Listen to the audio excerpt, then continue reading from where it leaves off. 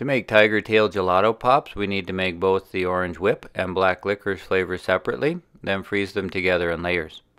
To make enough black licorice to fill 3 ice pop molds, bring to a boil 200 grams water, 75 grams maple syrup, 3-star anise pods, 5 grams licorice root, 5 grams coconut charcoal, 100 grams coconut milk, and a tablespoon of Jägermeister.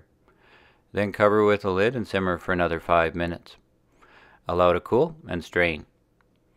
Meanwhile, to make enough orange whip to fill the remaining 3 ice pop molds, blend 200 grams orange segments, 100 grams coconut milk, 60 grams honey, and a tablespoon of Gelato until smooth. Then strain through a fine mesh sieve and divide between the ice pop molds. When pouring the layers, little clips are handy to hold the sticks in the center of the molds. Then wait at least 2 hours between each layer and overnight for the layered pop. To release a gelato pop, dip the mold into a glass of hot tap water for a second or two.